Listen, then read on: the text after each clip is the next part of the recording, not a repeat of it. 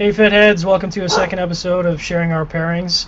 As usual, I'm John, your cigar surgeon, here with my co-host Logan, the village idiot. Or aka village shithead. That's another way to put it. We don't have to worry about censoring ourselves since we're not being broadcast on the Armed Forces Radio Network. We do appreciate that broadcast, but this show isn't strictly approved for the Armed Forces Radio Network. It is not. So Surgeon, what are we fucking talking about tonight? Well, we're going to talk about pairings. I'm going to lead the show off because I already got people asking me about what I'm drinking. So I'm going to lead the show off with pairing because the show is about pairings. And I'm pairing it with Balvenie Doublewood, which is an excellent Scotch whiskey, and a Alec Bradley Black Market, which you have strong feelings about. Do I do? I think you have strong feelings about it. I might. This pairing, the reason I'm going with this is the Alec Bradley is a nice medium strength cigar, got a little bit of pepper to it. As you found out before the show started, the Balvenie Doublewood is very easy drinking Scotch. It's I don't want to say it's light, but it's very smooth, and it's sweet, which offsets the pepper in the Black Market very nicely. And I wanted to start out with something that's really approachable for all of our Fed heads. The Alec Bradley Black Market is fairly affordable in terms of price, and the Balvenie Doublewood is fairly affordable. I think down in Freedom Land, you guys probably only pay like $40 or $50 for a bottle. I don't think it's that expensive. No? And I mean, I'm also drinking the Balvenie Doublewood. I originally started off with this. Oh yeah, the Glenlivet 12. And Surgeon told me, hey, what do you think that tastes like? And by the way, so for people watching the show, I don't really drink all that much. So I'm no alcohol surgeon. Haha. And Clever, very clever. I know, exactly. And he's like, hey, what does this taste like? And I was like, rubbing alcohol. And I was like, it's kind of what it smells and tastes like. He's like, actually, that's shockingly correct. And he's like, hey, go down. You have the Balvenie Doublewood, which I think I got it a gift or something. I don't know. And let me just say, I will not be drinking Glenlivet 12 anymore. Yeah, I mean, when you say rubbing alcohol, that's an accurate note. I mean, I think tasters refer to it as medicinal quality, but absolutely, the sort of smell you would associate with a hospital is what you get out of that. And there's a lot of people, including myself, that gravitate towards that. I mean, I'm kind of a Scotch whore, so I'll drink anything. But yeah, not what I would recommend starting out for if you want to appreciate Scotch whiskey. No offense to the Glenlivet Company distillery who makes excellent whiskeys. Not what I recommend to start out with if you're not an accomplished Scotch drinker. I will second that. And to pair with my Balvenie Doublewood, I'm smoking something probably not seen very often. The Illusion Singular 2012 San Andreas Maduro. Mr. Fancy Pants in his Illusione. Where'd you get that from? Don't you wish you were smoking cigars like me? Yeah, that's my pairing. Well, in the brief moment that our good friends at Delaware Cigar had them on the Cigar Federation store, I had enough sense to buy myself a couple of boxes, and I've smoked through 2 said boxes, and I have only a few left, and I'm very sad about it. But I will say that the Illusion Singular 2012 I'll go ahead and say it, is the best San Andreas I've ever smoked in my life, and maybe in the top 5 cigars I've ever smoked in my life. Wow, that is both a bold. One of those on their own would be a phenomenal. It's wow. Fucking phenomenal, and It's one of those cigars that, you know, when you smoke a cigar and you're like, okay, it's a limited edition or whatever, and you smoke through them all, and you're like, okay, it was okay cigar, but I'm not like distraught that I don't have it anymore. This is a cigar that I'm very distraught that I can't, well, maybe the tobacco still exists, I doubt it, but if I'm very distraught that I've actually cracked into the last box and I'm halfway through it already. I'd imagine those last 5 are going to last you a couple of years because you're going to get down to them and you're not going to want to smoke them. I'm gonna have to. So, Surgeon. Yes, sir. We're not going to talk about glassware because I've got tons of glassware we could talk about. We're going to save that for another show because I want to go out and actually get some beers to fill into them and do stuff. But we're going to talk about whiskeys. So first off, you corrected me like a Canadian jerk, and first of all, I spelled whiskey wrong, because that just tells you how fucking retarded I am. Well, now you didn't actually spell whiskey wrong. Well, I forgot the age. Oh, okay, yes, you do need an H. That's actually true. But you have put in an E into this thing with parentheses, and I've been Correct. dying to know, what the hell does that mean? So it's interesting because there's actually two different ways of spelling whiskey, and it goes a little bit deeper than the region that it comes from. And the easy way to remember is if the country from where the beverage is from, and this is going to sound really ridiculous to our Fed heads out there, if the country that it comes from has an E in it, then it's most likely going to be spelled whiskey with an E in it. If the country name does not have an E in it, it is most likely not going to be spelled with an E in it. So, the United States spells whiskey with an E. Canada, the United Kingdom, which has an E in it, but if you think of Britain, Ireland, Japan, Scotland does not have an E in it. If you take a look at this, I don't think this says whiskey on it anywhere. Yes, it does. So you'll notice that does not have an E in it, and that doesn't really mean a lot. It just means that regionally, they've decided that that's how they're gonna spell whiskey. And then there are some technical differences, but there's not really it doesn't differentiate it in any way in the production of whiskey. It just means that regionally that's how they've decided to spell whiskey. So you'll never see a whiskey with an E from Scotland or Ireland. So is it like just curious, limited knowledge of alcohol, but recently went to Tuscany with the wife, and all Tuscan wines, they have DHOC on them or whatever, and it's some certification bullshit, and they have like a freaking black rooster or red rooster on it or something. Is this the way that they certify that, hey, it's from a certain region, or is this just how they do it? It's just how they do it. I mean, it's not really that complicated. You just won't ever see a whiskey from Canada with an E in it, and you'll never see a whiskey from the United States, or generally, as far as I'm aware, you won't see a whiskey from the United States that doesn't have an E in it. Interesting. Mm-hmm. Huh. Learn something new, but I don't know shit, so it doesn't really matter. Now, all right. one thing I do want to talk about, since we're talking about whiskeys, you'll notice in the top of this says single malt Scotch whiskey, and there's a lot of knowledge out there about Scotch, and there's a lot of people out there who don't really understand Scotch, because Scotch is kind of this, big thing that your grandpa drank, or maybe your crazy buddy from Canada drinks, and you don't really understand much about it. And I was thinking about this on the way home today, and the best way I could describe whiskey and Scotch, and what is the difference between whiskey and Scotch, and the way I would say it is, all ales are beer, but not all beers are ales. So all Scotches are whiskeys, most whiskeys are not Scotch. Okay.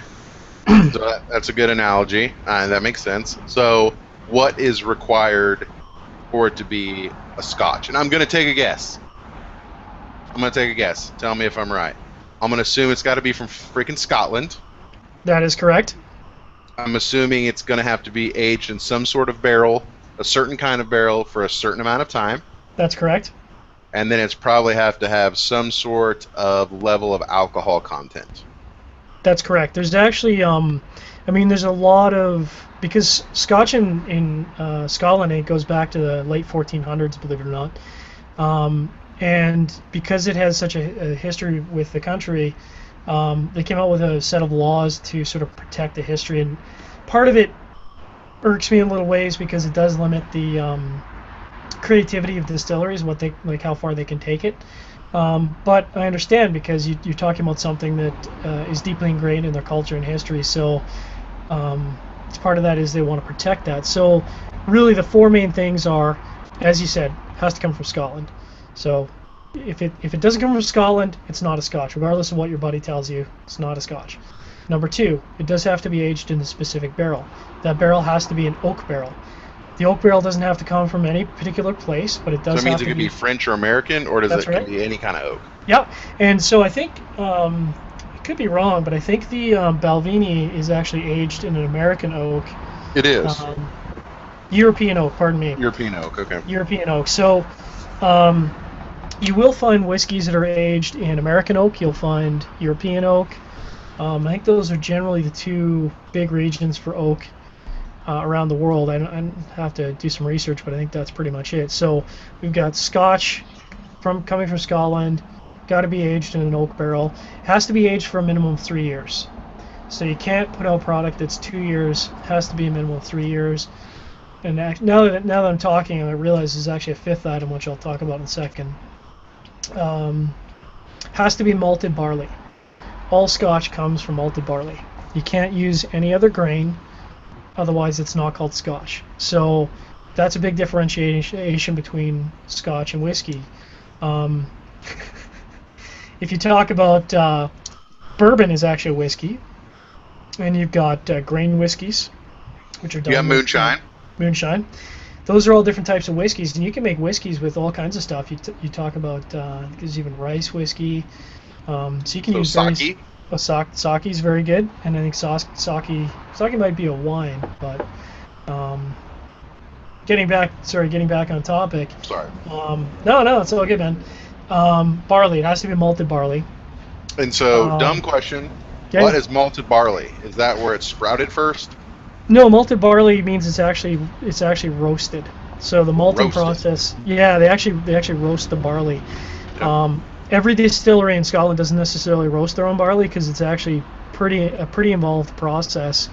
And I would say that the vast majority of distilleries either are not big enough to roast their own barley, toast their own barley, or they simply don't want to go through the hassle because it requires specialized equipment. Got it. So what do I got?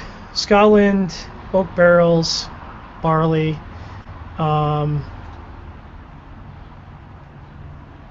Oh, right, alcohol content. So it has to be a minimum of 40%. So if it's below 40%, it doesn't qualify. Okay. And it has to be less than 94.8%, which doesn't mean anything listening to the show. In Freedom Ease, it's 190 proof. So it has to be less than 190 proof. Dude, that's more like an Everclear. Yeah, you're really not going to find a Scotch. I think the strongest Scotches out there probably, and they're called cask strength, which means that they're not diluted when they come out of the original cask. I think generally the highest you're going to see is anywhere between 64 and 66. Woo! And that's as high as it's going to go. And I mean, 64, man. I mean, that's a fucking heater. That is a heater. You want to blow out your taste buds for the night, you drink a 64 without watering it down. And, I mean, tell you what, your palate's going to be shot for a little while. You want to add some water to that for sure. Yeah. Okay. Now, the last thing, and this kind of gets into maybe taking apart some of the mystery behind Scotch, because there's a lot of knowledge out there that's people don't really understand. So, like, when you look at a bottle of Balvenie Doublewood, they call it a Balvenie Doublewood, and they say it's aged 12 years. So you might think, okay, so it's a 12-year-old whiskey. Not necessarily. In fact, probably not. That, by law in Scotland, you have to put the youngest Scotch in your bottle. And obviously the reason for that is you don't want a guy out there calling a, let's say it's a Balvenie 30-year with 5-year-old Scotch in there, because you're getting ripped off. I mean, you're thinking you're buying a 30-year-old Scotch, you're actually getting a 5-year-old Scotch. Maybe it's 60% 5-year-old, maybe it's 40% 30-year-old, you don't know. Tough to say. So to get around that, they said, look, the youngest Scotch you put in there determines the age. And you'll actually find that even in a Balvenie Doublewood, which is not an expensive Scotch, they probably have some 21-year-old, maybe even 25-year-old whiskeys in there, I don't know, and they'll never tell you. But they almost certainly have some older whiskeys in there to add some complexity to the flavor. Really? So, okay. I'm not calling you a liar, because you obviously know. But I could be making all this shit up. You don't know. You could be. I'd have no fucking idea. No clue. So hold on here. Well, let me just get this straight. Why would they ever agree to that? Because, I mean, let's say to make it, I mean, it's like, let's take it back to a cigar. Well, let's say we've got, 7-year-old Lajero from Esteli, 5-year-old Pueblo Nuevo from, Condega or wherever the hell Pueblo Nuevo is in Nicaragua. And then let's say it's a 2-year-old San Andreas. Let's just pretend, and you say, hey, it's a two-year age, but really when you factor all those together, it's really a 3-year-old cigar. Why would they not do it off percentages? Well, I think part of the reason they did is because they just wanted to keep the distilleries honest. I don't know all the history there. I'm not a history surgeon. That was terrible. Yeah. But really, it's just to keep the distilleries honest, and they know that if they have to disclose the youngest whiskey that's in that batch, then you're going to get a guaranteed product at a certain level. You're not going to get distilleries who are maybe running low on product, which is happening all the time because world demand for whiskey has never been higher. And if you're a distillery and maybe you're less than scrupulous, you say, well, maybe we're going to cut that off with a little 8-year, maybe 7-year, and save some money. Because you got to think. So if you're a startup distillery, yep. Let's say your dad's a rich guy, daddy money bucks. Daddy's got war bucks. Yep. Let's start up a distillery in Texas. You say, okay, well, we can't start producing product for 3 years. Okay. So you go to a bank and you say, listen, we need to borrow $5 million. We're going to make a distillery, and we're not going to sell anything for 3 years. Okay. No bank in the world is going to front you the cash for that. Unless they're yeah, never mind. I was going to make a joke about the oldest bank in the world, but I'm not going to, because that would be not right. If anybody knows the oldest bank in the world. But anyways, continue, Surgeon. So even after 3 years, I've had 3-year-old whiskeys. You really don't want to be drinking a 3-year-old whiskey. It's not very good. So even after 3 years, you're most likely going to be selling this to companies like the Diageo company who does Johnny Walker as a blend, because no one wants to buy a bottle of 3-year-old whiskey. Best case scenario, you're going to run your own blend. So you've got your 3-year-old whiskey, and you're probably going to buy some more expensive older whiskey from other companies and make a blend, and you're going to sell it. You're not going to make a lot of money. You're really just there to pay the bills and stave off the creditors until you've got maybe some 7-year, 8-year, 10-year whiskey. That's a long time. A long time. So, okay. The other thing, I know a lot of people talk about this. Always store your whiskey upright. I don't know if a lot of people out there know that. Because this stuff is at 40%, 44%, 50%, it'll actually eat through your cork. If you laid a whiskey down on its side, it'll actually dissolve the cork in that whiskey. So it's always very important to store it upright. Unless it's a Glenlivet that tastes like shit, store it upright. That shit will eat through the cork and your esophagus very quickly. Pronto. Pronto. And then the last thing I hear a lot of people, because I frequent a lot of Scotch communities and nerd out, and guys will come on there and they'll say, listen, man, I got this Glenlivet. It's 12. This Glenlivet 12. My dad's had it in the back of the Scotch cabinet. It's been in there since 1982. What is this worth? It's worth like $35, man. It's a 12-year-old whiskey. It was bottled as a 12-year-old whiskey. It tastes like a 12-year-old whiskey. It's always going to taste like a 12-year-old whiskey. And unlike wine, which does gain some complexity in bottles, once whiskey is bottled, that's what that whiskey is. You're not going to get anything out of sitting on that whiskey and waiting. In fact, the moment that whiskey is open, and we kind of talked a little bit about this before the show started, but as soon as that whiskey opens up, you're letting air get at it, and you're going to start losing a little bit at a time off that whiskey. You're going to lose a little bit of the flavors. You're going to lose a little bit of the complexity. So over time, you're not going to get the same experience as when you first opened that bottle. Okay. So Village Idiot wants to know. So let's take it back to cigars. Cigars, they're rolled. Not every non-Cuban cigar gets better. Gets better with age necessarily, but Cubans definitely. The longer you age them, the more they're worth. That's just how it is. And right. The right non-Cubans, kind of the same thing, right? I would be and based on how rare it is and whatever. And cigars will age. The tobaccos will marry. They'll get better. Same thing with wine. So what is it that once they bottle a whiskey that makes it like almost, like Back to the Future, just like freeze? Like what happens? Well, the alcohol content is so high that any sort of fermentation process, the process of yeast turning any of the grains, the sugar in the grains into alcohol stops. And really what you're getting from an aging process is contact with the wood. And this is why when you look at a Belvini Doublewood, for example, it says it was aged in 2 different casks. I believe this was an oak sherry and bourbon. And a majority of what you're getting for flavor is from contact with the wood. So you're going to get different flavor experience from a Scotch that's been aged in sherry versus a Scotch that's been aged in bourbon versus a Scotch that's, let's just say, aged in a straight oak. Those 3 are going to taste completely different. Even if you take the same starting spirit and you put it in, well, you wouldn't put it in a sherry cask for 12 years because it'd be a sherry bomb. But let's just say you go oak cask and then you do a bourbon cask and then you do like a sherry cask to finish. You can have 3 completely different, radically different tasting whiskeys, even though you started with the same spirit, and that's entirely as a result of contact with wood. Okay. So I've always heard this, and I don't know if there's true to this, but obviously we could talk about sherry barrels and oak, French oak barrels and all that here in a second.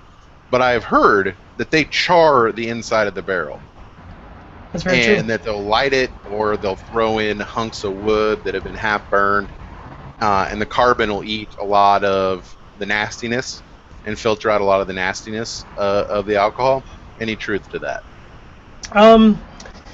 There's a couple. I mean, there's a lot of different ways you can do Scotch whiskey, and we could probably talk for 5 hours, as we did in Austin, about Scotch whiskey, as you fell asleep by the pool. I did. No, I didn't. I was hanging on every participle, Surgeon. Every fucking participle. This guy's got a lot of participles. I tell you what, this guy knows a little bit about his Scotch. It was interesting, man. It was interesting. I mean, there's a reason I don't know shit about alcohol, and then I'm on this show just so I can let the world know that, God dang it, Cigar Surgeon knows his shit. Well, of course, you say that, but when we get to the beer episode, you're going to be chatting for 2 hours straight, and I'm just going to be sitting here drinking beer like some sort of hillbilly. Well, that may be true. If we can keep it to German beers or Belgian beers, I can talk for a while, but definitely not 5 hours. But getting back to your question,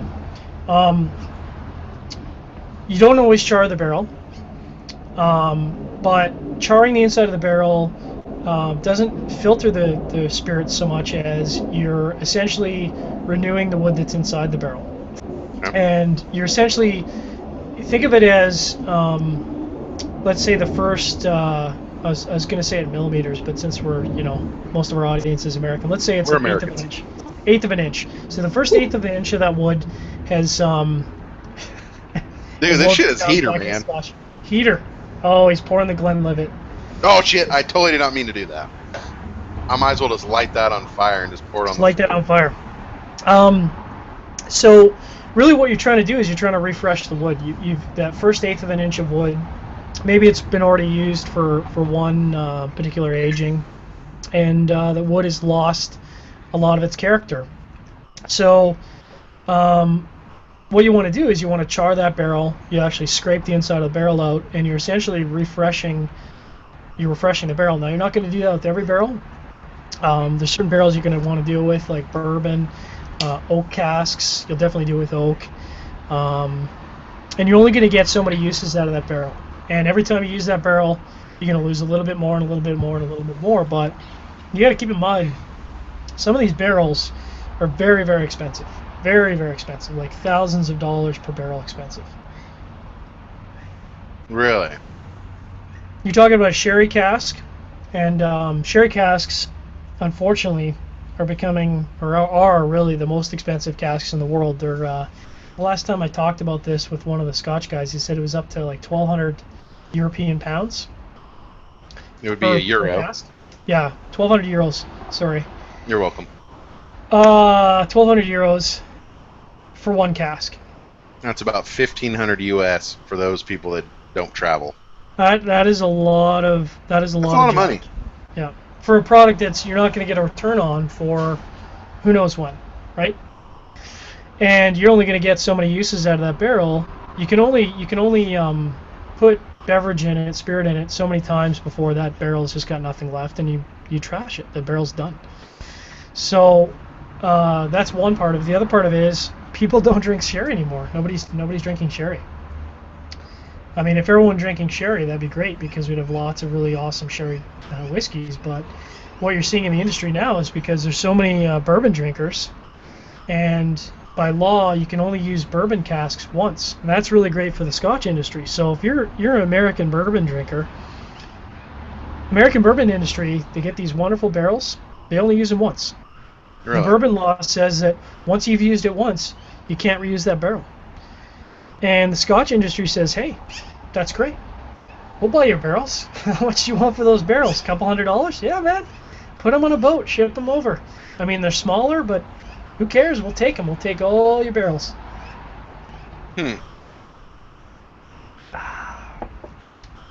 So how's your pairing?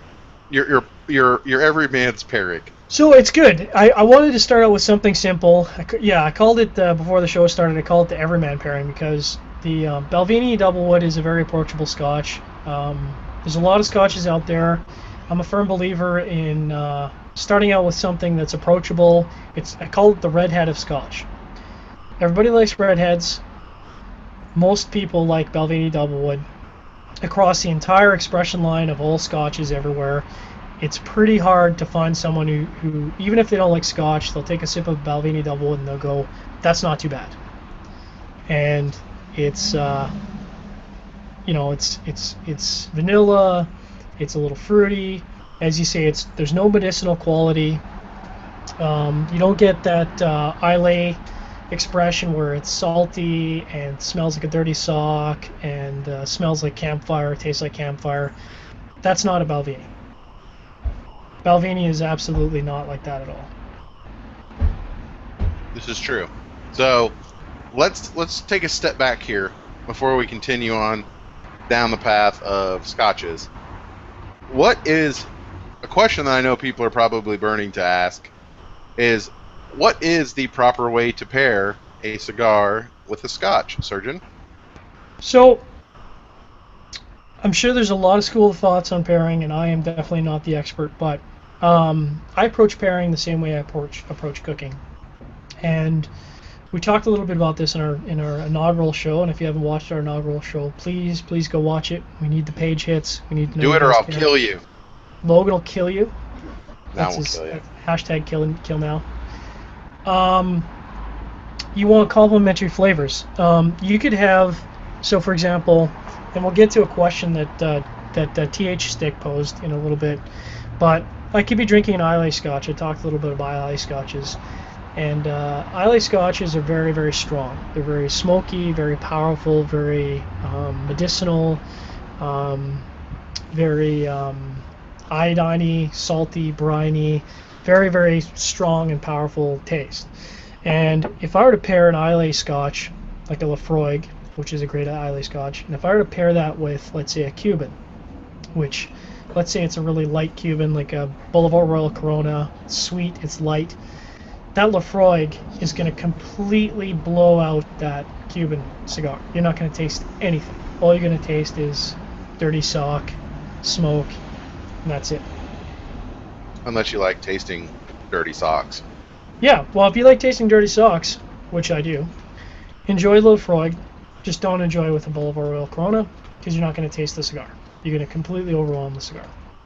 So, in a perfect world, you want to pair a similarly strength cigar with a similarly strength Scotch. So, when we started, I was talking about the Alec Bradley being sort of a medium-bodied, slightly peppery cigar, very approachable, very everyman. You know, anybody can go out and pick up an Alec Bradley and go, it's a cigar, it's tasty, whatever. Except for maybe Logan. Except for maybe Logan, who has to hate on. Who hates everything, apparently. Who hates everything. Is this from Nicaragua? Is this full-bodied? Well, then get out of my face. Then get the hell out of here. Sorry. So, I've got a very medium-bodied whiskey. You've tasted it. You've tasted it now, unfortunately, next to a Glenlivet. And your first, tell the audience what you said. You had the Glenlivet, thought it was nasty, immediately had the Balvenie. What did you think? It was, I don't know, it was hard to describe. Like, the Glenlivet was like, and this is gonna be probably a really bad analogy, but the Glenlivet, like everyone went to college and high school, drank, and you know that smell of like really cheap vodka that's just Hmm. like rubbing alcohol, as certain says medicinal. You don't really taste anything. All you taste is just the burn going down. Yep. Like the Balvenie is completely different. Like when you smell it in the nose, I mean, really, there's no like, holy shit, this is gonna burn my face off. Hmm. There's nothing like that. I mean, it's kind of sweet, a little bit of vanilla, and then when you drink, I'm gonna make a face because I'm a pussy, but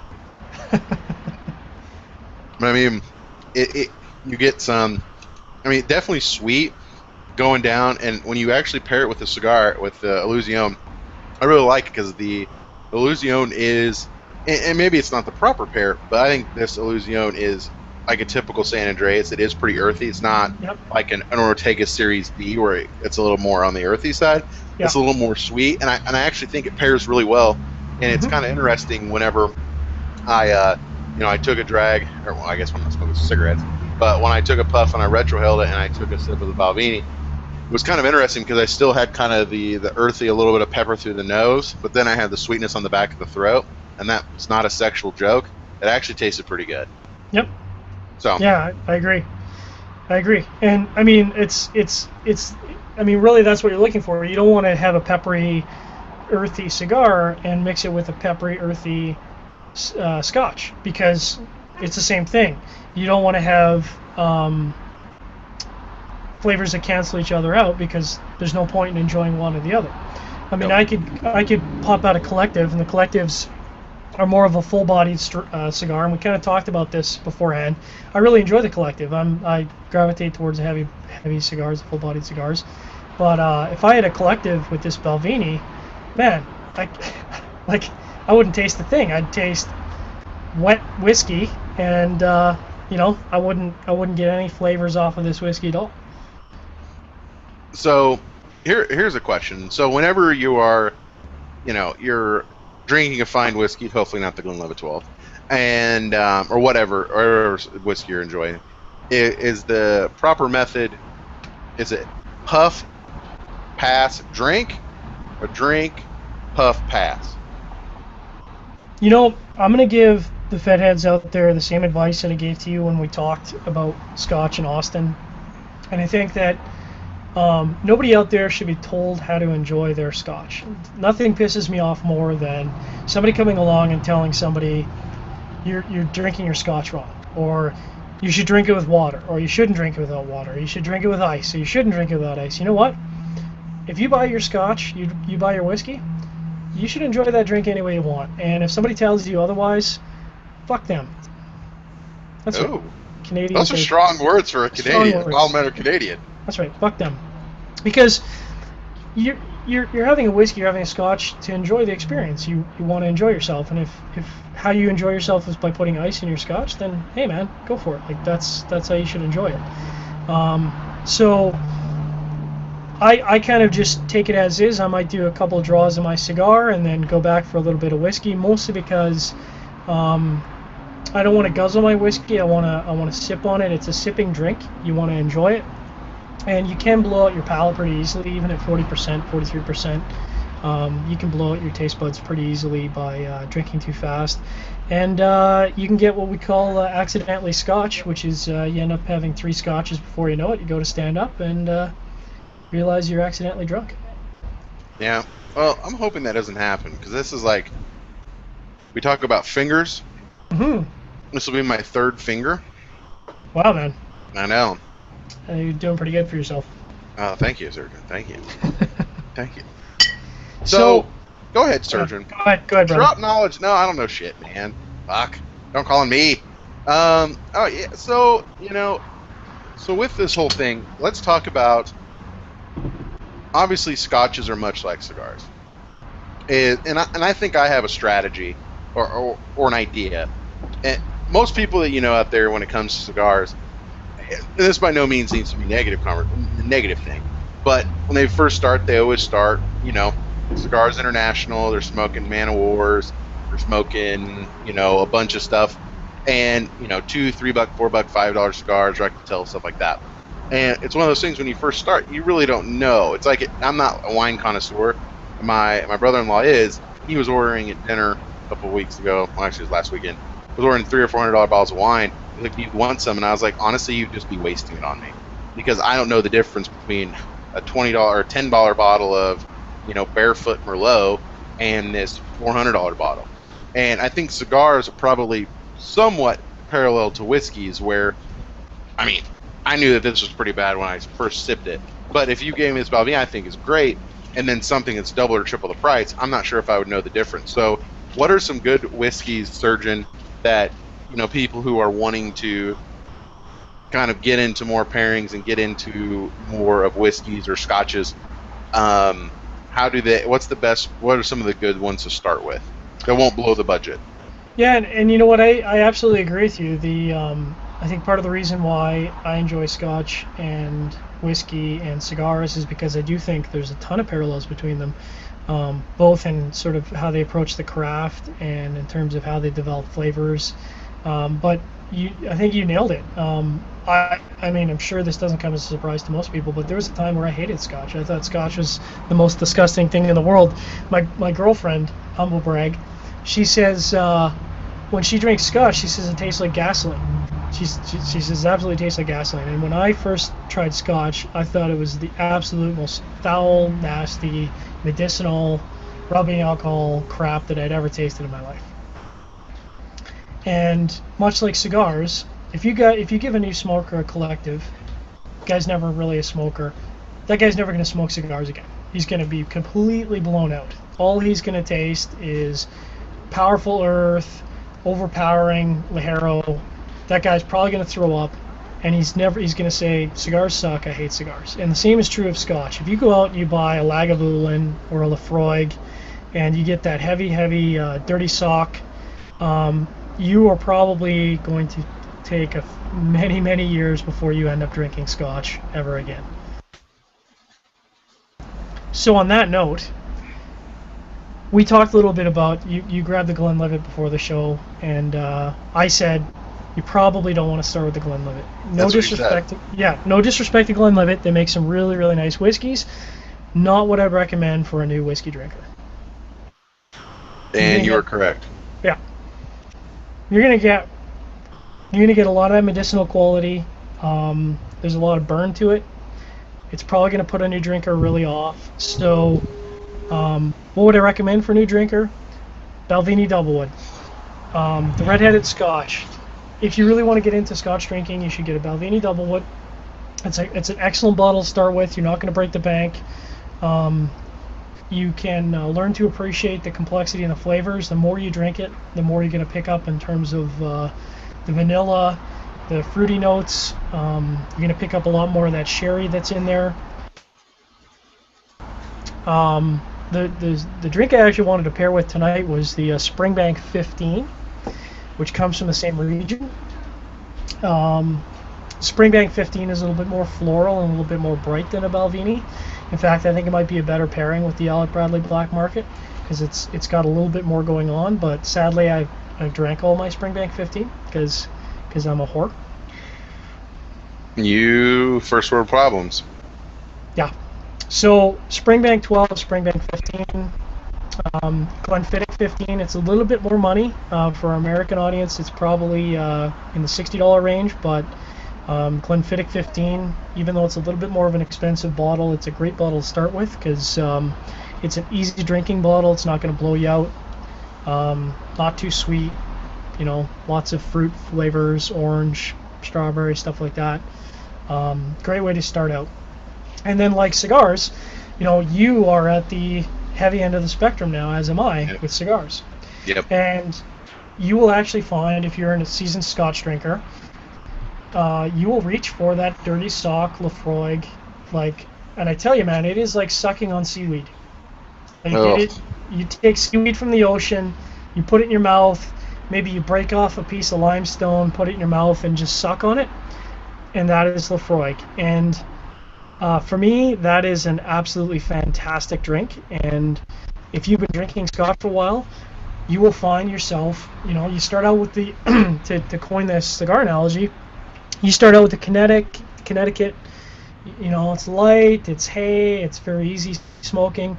You start to get towards the Maduro wrappers, a little bit more Ligero, and then all of a sudden you're smoking Ligero bombs, right? Same is true of Scotch. So you brought up an interesting point, or you mentioned something, is that, and I'll just recap. All Scotches are whiskeys, but not all whiskeys are Scotch. That's right. So if Scotches are whiskeys, what are the major regions in Scotland that are the whiskey producing? I know there's the Highlands, the Lowlands, there's the Islay, or whatever the fuck you pronounce it. Islay, yeah. Whatever, fucking Scottish people. The Scots, they make up words. Whatever, it is making shit up, fucking Scots. And then there's a couple others. What are the major regions and what are the differences?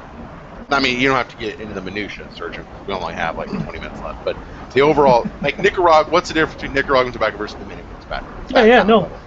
And there is, right? Like if you've been smoking for a while, you pick up a Dominican cigar, you light it up, you know it's a Dominican cigar. There's a particular flavor profile to a Dominican cigar. There's a particular flavor profile to a Nicaraguan cigar.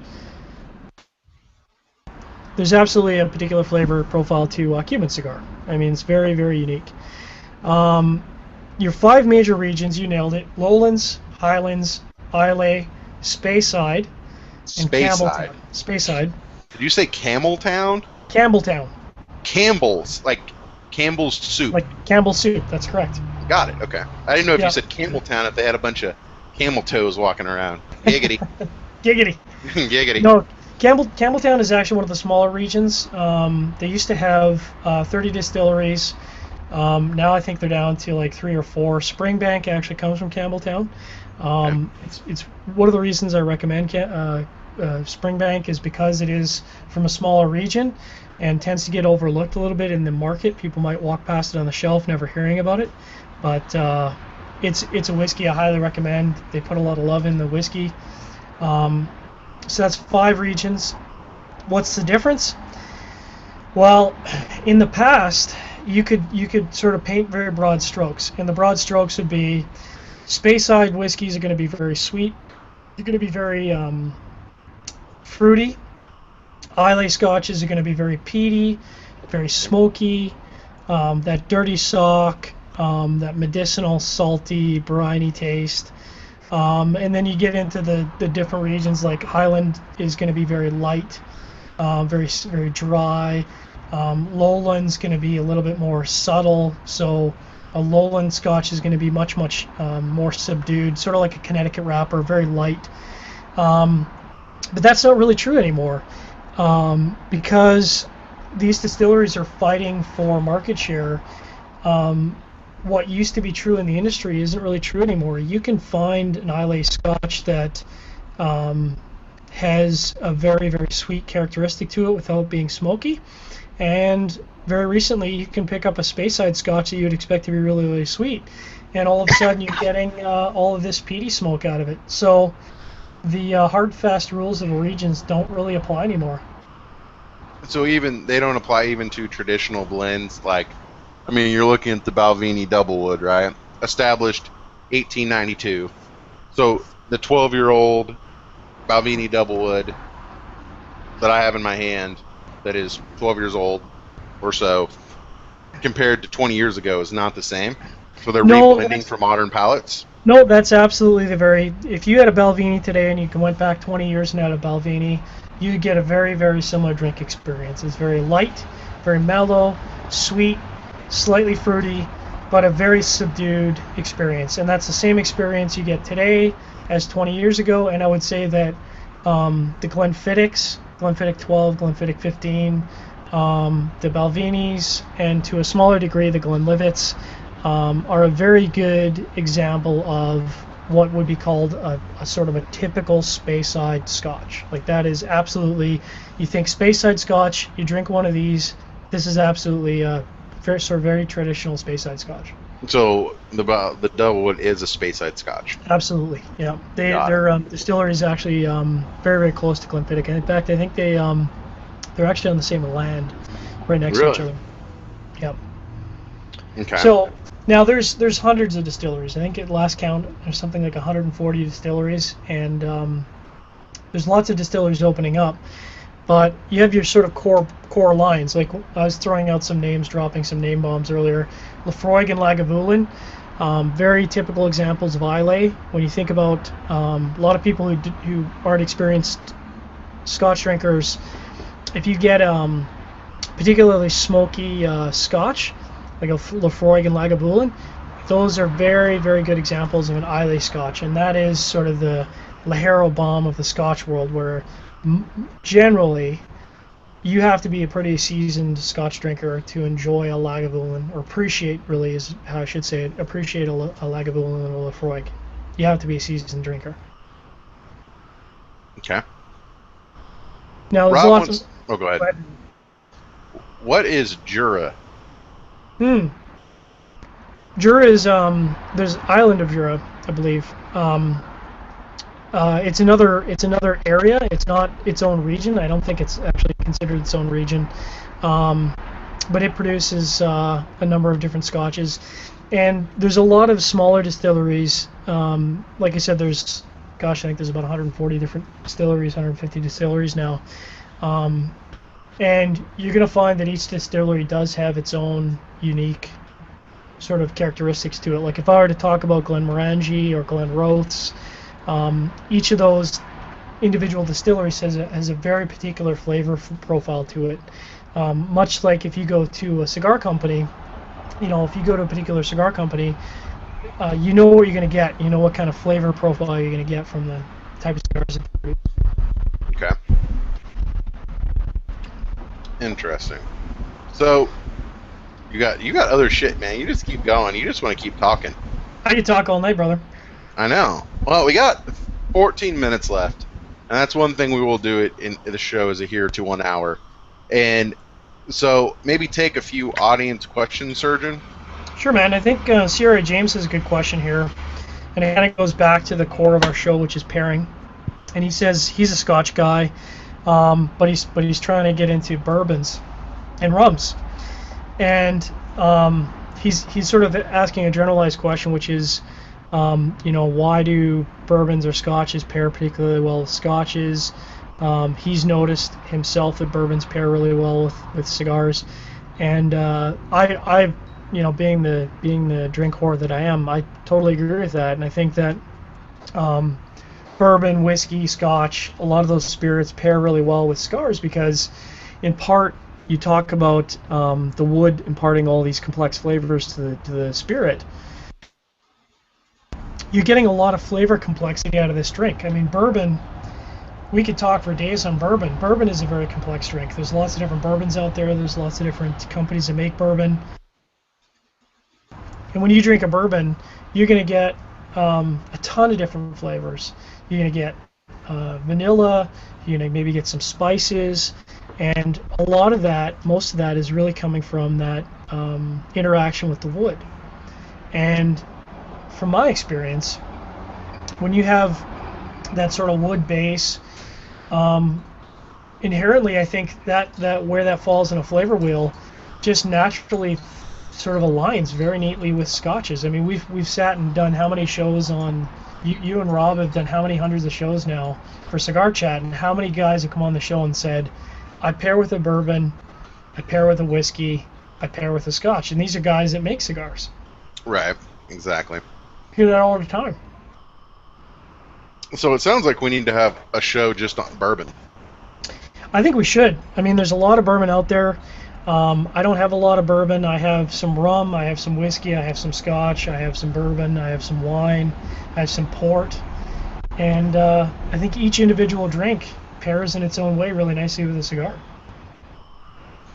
So I know Jose, aka Man Angel, and I know the answer to this question, so I want to go ahead and ask it, is have you, Surgeon, toured a distillery in Scotland before? Mm-hmm. I actually got the experience last year. My girlfriend, humble brag, and I went to Scotland, and we got to go up to Glenfiddich, which is, when you think about all the distilleries out there, that's probably one of the top 15 brands that people would drop as a recognizable Scotch brand. Okay. So It's an old distillery. I wanted to see it. I wanted to see their copper stills. I wanted to see their mash tuns. I wanted to see the floors. And it was a pretty cool experience. I mean, I would have liked to stay there for longer. I would have liked to see a more in-depth experience. That's the only one you saw? That's the only one. I mean, God damn, you went all the way from fucking Canada to Scotland on Air Canada and got treated like shit, and you only saw one distillery? yeah, it wasn't Air Canada, but it was a long flight, and unfortunately, we only got to, because we had a guided tour. That was the way we decided to do Scotland. It was a bus tour, guided tour, really great experience. But we did only get to see one distillery. I would have, if it was up to me, I would have done the half of the trip being distillery tours.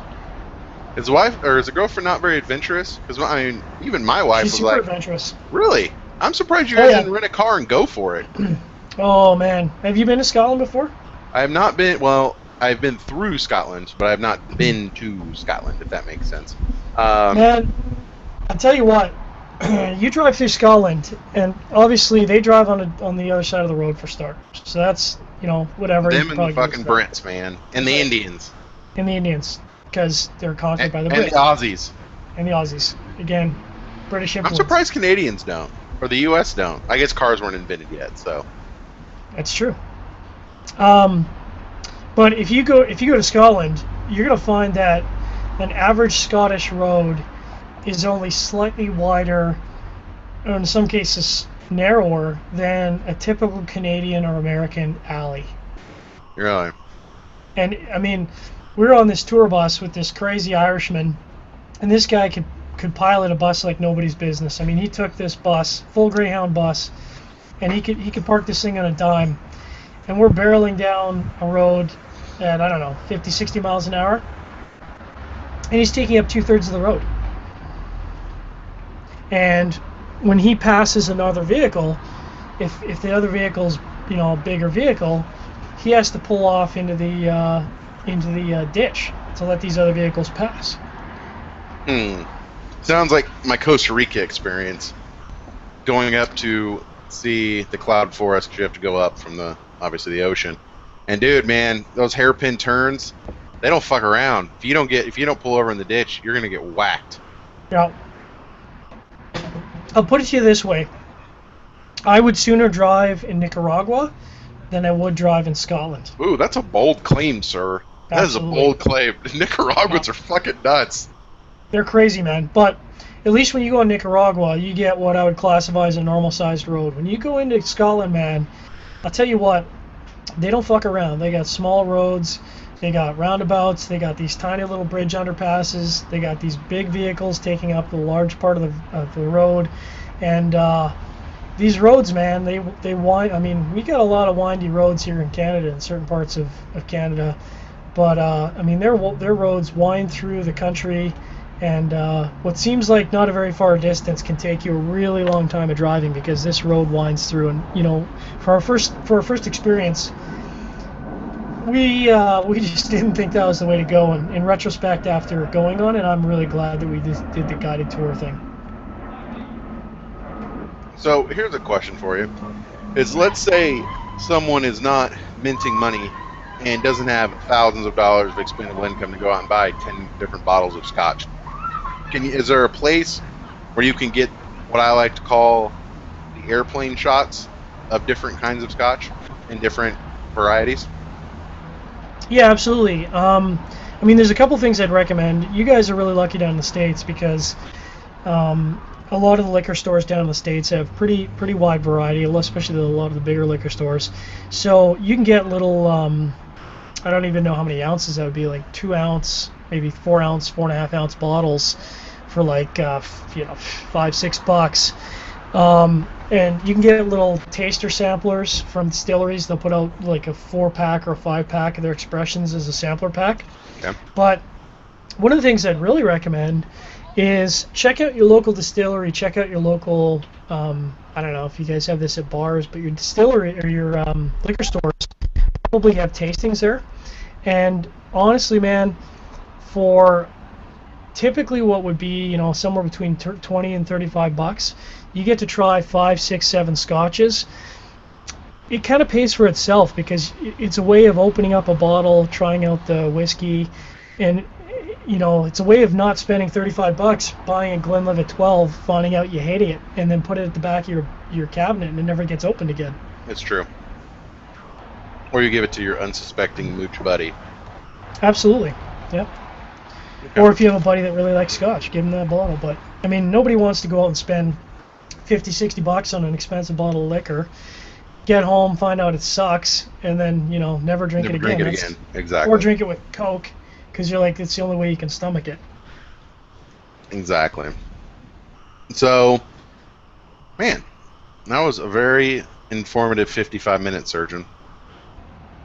So we're gonna have one more show, which is July the 9th, and we're gonna get into it a little bit more on the pairing side of things. We might bring up the glassware a little bit more. Yep. I didn't really talk about my glass tonight. I kind of left that out, which I probably shouldn't. We got 4 minutes. Let's talk about it. All right. Well, we don't have to. I mean, I'm not trying to press you, Surgeon. Let's get this in this 4 minutes, and then we can talk about the beer glassware and the wine glassware next time. So this is what's called a Glencairn glass, and I'm a pretty skeptical guy by nature, and when I started out drinking whiskey, I had some really knowledgeable guys on Scotch tell me that I should really pick up some Glencairn glasses, and they went on about how. Man, you can taste all these flavors. You can taste all this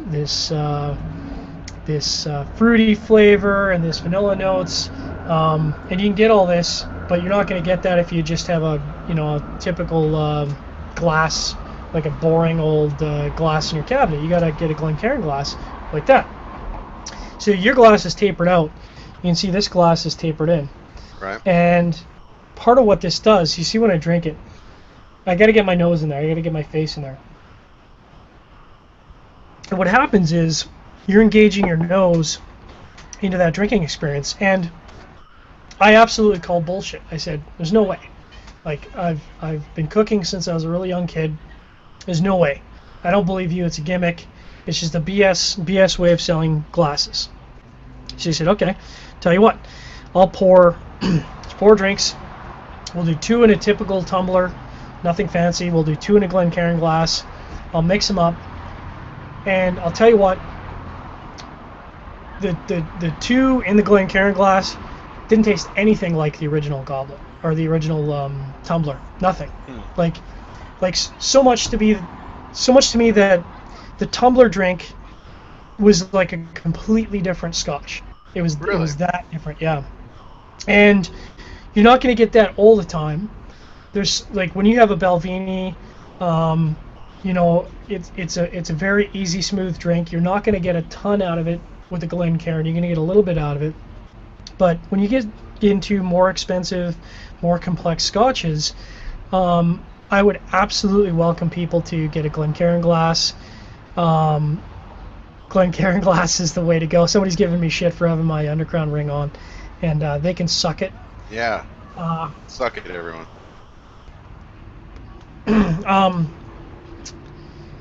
You get your nose in there. You're gonna employ a lot more of your senses into enjoying that Scotch experience. You're gonna get a lot more out of that drink, and the glasses themselves aren't that expensive. I mean, down in the States, I think a typical Glencairn glass is going to be between $5 and $7. Oh, that's it. That's it. It's cheap. Fuck, I might even get one. Is that cheap?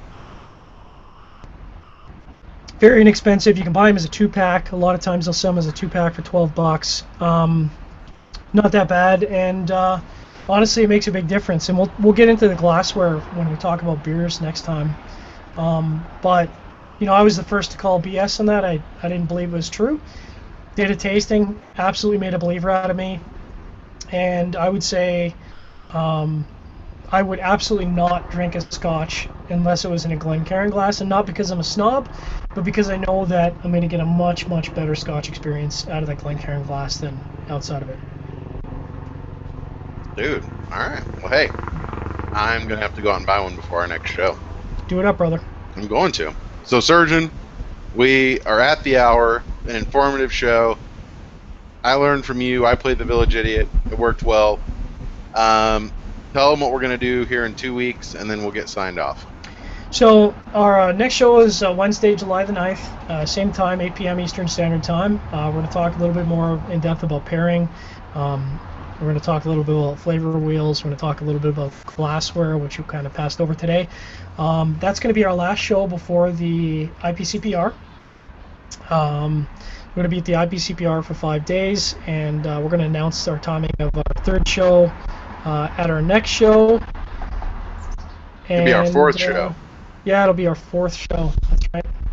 So appreciate everyone putting in questions, and appreciate everyone tuning in.